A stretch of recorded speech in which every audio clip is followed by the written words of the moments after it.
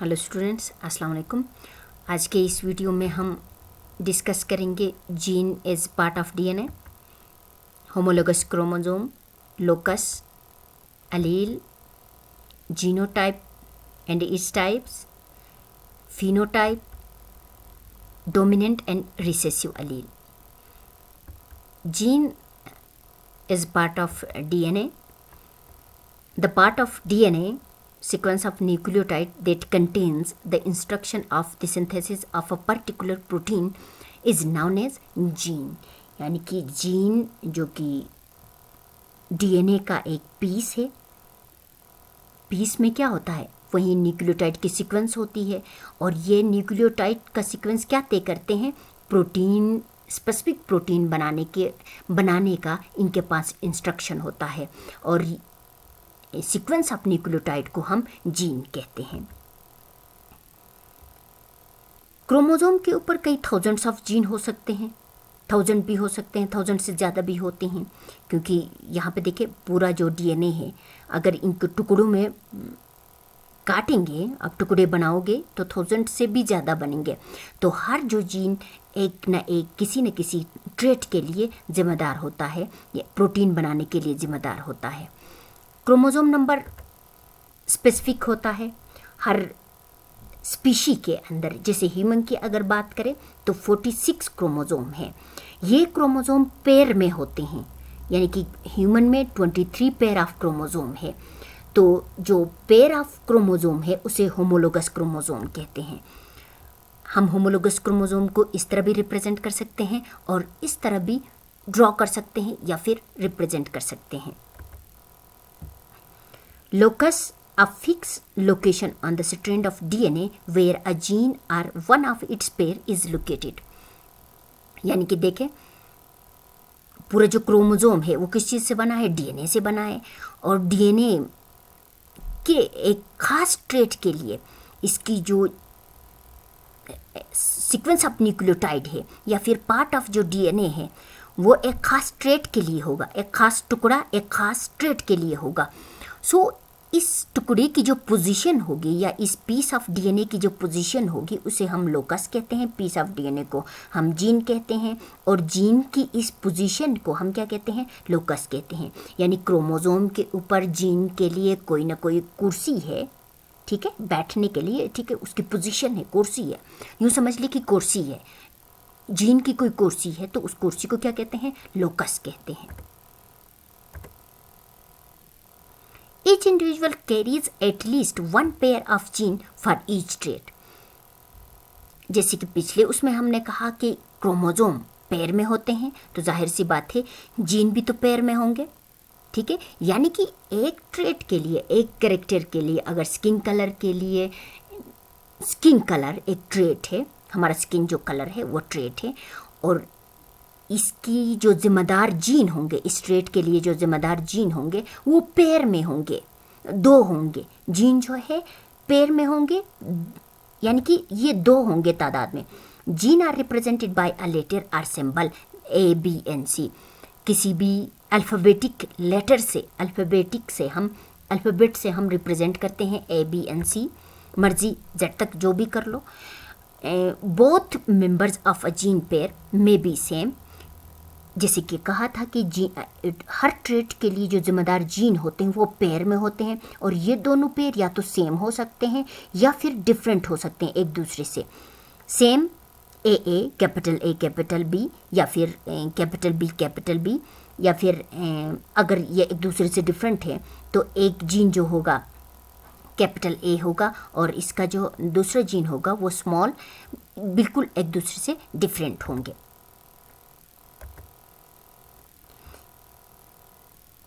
Capital A and small a are the alternate forms of a gene. ये देखें, यानी कि एक दूसरे के क्या हैं, अल्टरनेट फॉर्म्स हैं जीन के। जीन पेयर में होता है, ये देखें पेयर में है A एंड A जो कि एक दूसरे से डिफरेंट है। तो अल्टरनेट फॉर्म्स को क्या कहते हैं, अलील कहा जाता है। The alternate forms of gene are called allele. यानी कि जीन पेयर में होते हैं और एक दूसरे के बिल्कुल अल्टरनेट होते हैं, अपोजिट होते हैं। अगर ये ट्रेट आपकी लंबी हाइट के लिए जिम्मेदार है, तो ये क्या होगा, उसके बिल्कुल अपोजिट होगा। ये शॉर्ट कट के लिए है, शॉर्ट जो हाइट है उसके लिए जिम्मेदार है। तो इसको क्या कहते हैं, अल्टरनेट फॉर्म ऑफ जीन को क्या कहते हैं, अलील कहते हैं। When chromosomes separate during meiosis, alleles are also separate and each gametes get one of its two alleles. जब मियोसिस हो रही होती है, मियोसिस डिवीजन ऑफ सेल होता है, तो उसमें क्रोमोसोम की डिवीजन को क्या कहते हैं, मियोसिस कहते हैं।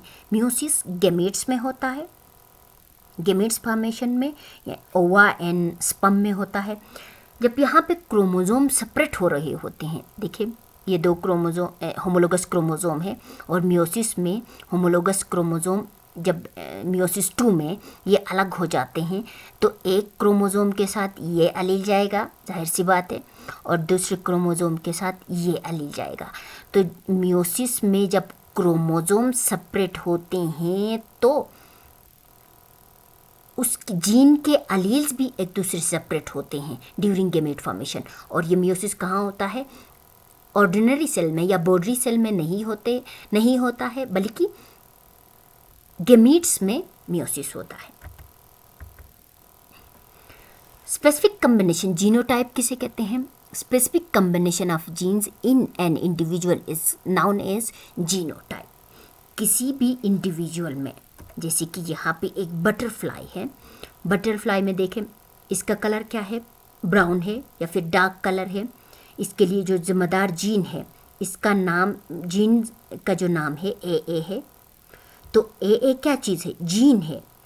किसी भी इंडिविजुअल के जेनेटिक मेकअप को जीनोटाइप कहते हैं, ठीक है। अब नेक्स्ट उसमें देखें, यहाँ पे देखें इसमें कौन सा है, स्मॉल ए, जो कि लाइट कलर के लिए जिम्मेदार है, तो इसको क्या कहेंगे, जीनोटाइप। दरमियान ये यहाँ पे देखें डार्क कलर है और इसमें कैपिटल ए एंड स्मॉल ए है, तो जेनेटिक मेकअप को क्या कहते हैं, जीनोटाइप कहा जाता है। Specific combination of genes in an individual is known as genotype. दो टाइप्स हैं, homozygous, the genotype in which the pair contain two identical copies, two identical alleles। अगर अलील एक जैसे हों उस इंडिविजुअल में, उस ट्रेट के लिए, जैसे कि इस बटरफ्लाई के स्किन कलर कहें, स्किन कलर के लिए ये ए जिम्मेदार है, दोनों सेम है, और यहाँ पे वाइट कलर के लिए जो जिम्मेदार जीन्स हैं, जो अलील्स हैं, वो स्मॉल ए है। तो जब दोनों सेम होंगे, आइडेंटिकल होंगे, तो उसे क्या कहते हैं, होमोजाइगस कहते हैं। जीनोटाइप को क्या कहेंगे, होमोजाइगस कहेंगे। Heterozygous, the genotype in which the pair contains two different alleles. अब देखिए दरमियान वाले जो बटरफ्लाई है उसमें एक कैपिटल ए है और एक स्मॉल ए है, यानी कि ये जीन डिफरेंट है, अलील में दोनों जीन्स डिफरेंट हैं, तो इसे क्या कहेंगे, हेट्रोजाइगस। ऐसे जीनोटाइप को हम कहते हैं heterozygous. The expression of genotype is called phenotype. Brown and white butterfly. अब देखिए इसमें जो आपको नज़र आ रहा है इसको कहते हैं फिनोटाइप। फिनोटाइप यानी कि एक्सटर्नली ऑब्जर्वेबल जो कैरेक्टर हैं, जो बाहर से दिखने में आपको पता चलता है, उसे फिनोटाइप कहते हैं। यानी कि ऐसा कैरेक्टर जो आपको बाहर से नज़र आता है। जैसे कि अगर आप लोगों ने मुझे देखा है, तो जब आपसे पूछा जाता है कि मैं किस तरह की हूँ, तो सबसे पहले आप यही कहोगे कि मिस जो है कद की छोटी हैं। तो ये कद जो आपको नज़र आ रहा है, ऑब्जर्वेबल है, तो इसे हम फिनोटाइप कहते हैं। अब मेरे कद के लिए ज़िम्मेदार कोई ना कोई जीन तो होगा मेरे सेल में, मुझे जो माँ बाप से जो मिले हैं, ठीक है, तो उन जीन्स को क्या कहेंगे, जीनोटाइप कहेंगे। तो एक्सटर्नली ऑब्जर्वेबल जो कैरेक्टर्स हैं, ब्राउन, वाइट, बड़ी आंखें, फेयर फेस है, वाइट फेस है, या फिर सांवला है, ये जो आप बाहर से ऑब्जर्व करते हो, उनको क्या कहते हैं, फिनोटाइप कहा जाता है। और उन कैरेक्टर्स के लिए कोई ना कोई जीन तो होगा जो कि आपको नज़र नहीं आ रहा। जीन आपको कभी भी नज़र नहीं आएंगे, आपने जस्ट उनको रिप्रेजेंट करना है किसी ए बी अल्फ़ाबेट से, ए बी एन सी से। इनको क्या कहेंगे? जीनोटाइप कहते हैं। जीनोटाइप एंड इस टाइप में मज़ीद हम ह्यूमन स्किन कलर को एक्सप्लेन करते हैं। ह्यूमन स्किन कलर के लिए जो पिगमेंट जिम्मेदार है, मेलानिन। मेलानिन हमारे अंदर डार्क स्किन कलर के लिए डार्क स्किन कलर पैदा करता है, या फिर हमारे हेयर का जो डार्क कलर है, आईब्रोज, आईलैशेस वगैरह, इस मेलानिन की वजह से होते हैं। और इसके लिए मेलानिन बनाने के लिए जो जीन होगा, that is a responsible for the pigmentation. Pigment का नाम है मेलानिन, और इस पिगमेंटेशन के लिए जिम्मेदार जीन है ए। ह्यूमन स्किन कलर की हम बात कर रहे हैं। डार्क कलर के लिए जिम्मेदार एक पिगमेंट है, पिगमेंट का नाम मेलानिन है। मेलानिन की प्रोडक्शन के लिए जो जीन जिम्मेदार है उसका नाम ए है।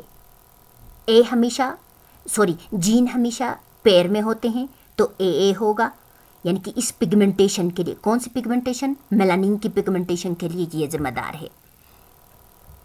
While allele a does not produce pigment. अब स्मॉल ए दूसरी जो अलील हैं, ये पिगमेंट प्रोड्यूस नहीं करता है। अगर ये होंगे तो हमारे पास पिगमेंट नहीं बनेगा।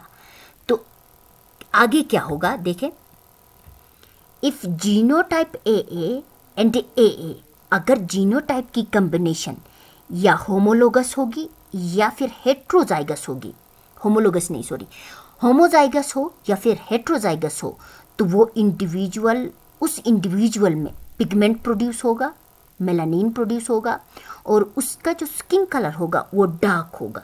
स्किन कलर डार्क होगा क्योंकि मेलानिन प्रोड्यूस हो रहा है। मेलानिन के लिए जो जिम्मेदार जीन है वो कैपिटल ए और कैपिटल ए है, और यहाँ पे कैपिटल ए है। ये हम बाद में इस कंडीशन को समझ लेंगे। इफ जीनोटाइप इज ए, यानी कि small a, no pigment will be produced, the individual will be albino या फिर वाइट कलर। ऐसा बंदा या फिर ऐसा इंडिविजुअल जिसका जीनोटाइप स्किन पिगमेंटेशन नहीं होगी, पिगमेंटेशन मीन्स मेलानिन प्रोड्यूस नहीं होगी स्किन में, तो उस बंदे का कलर जो होगा वाइट होगा। बाल से लेके आईब्रोज से लेके तमाम जो भी आपको स्किन कलर भी एकदम वाइट होगा। इस कंडीशन को अल्बिनो भी कहते हैं, अल्बिनो कहा जाता है, यानी कि पूरा का पूरा वाइट होगा। अब देखिए इस बच्चे को, इस तरह के आप लोगों ने अपने इर्द गिर्द कभी ऑब्जर्व किया होगा, ये अल्बिनो कहलाते हैं ऐसे बंदे। इनकी जो स्किन कलर होता है, स्किन के लिए जो जिम्मेदार पिगमेंट है मेलानिन, वो प्रोड्यूस नहीं होता है, क्योंकि इनमें जो जीन है, जो जिम्मेदार जीन है, वो पिगमेंट ही प्रोड्यूस नहीं करता।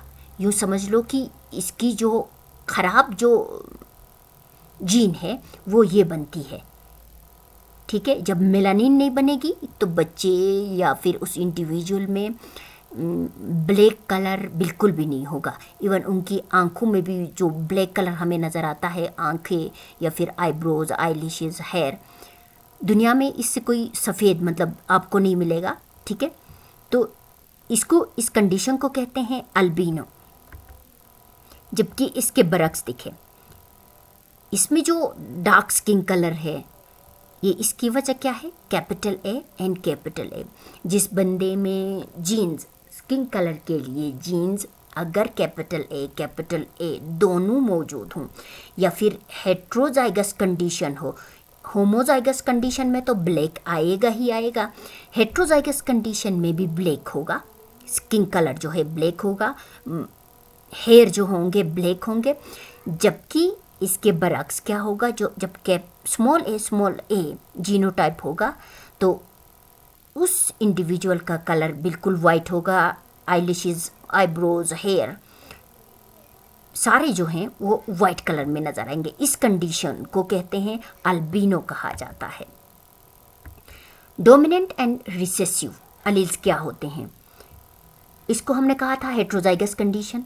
The genotype capital A small a, the individual pigments are produced and individual will be dark। हालांकि हमने कहा था कि स्मॉल जो ए है वो वाइट कलर के लिए जिम्मेदार है, लेकिन जो इंडिविजुअल का कलर जो आता है, जो फिनोटाइप आता है, वो डार्क है।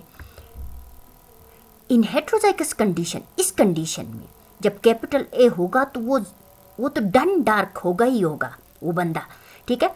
और अगर स्मॉल ए होगा तो क्या होगा, वो वाइट कलर होगा। और यहाँ पे दोनों कंडीशंस हैं, कैपिटल भी है और ये पिगमेंट प्रोड्यूस करता है, ये पिगमेंट जो है प्रोड्यूस करता ही नहीं है। तो इसमें क्या होगा, in heterozygous condition capital A and small a, the allele capital A dominates over a, यानी कि ये क्या करता है, इसकी खासियत को दबा देता है।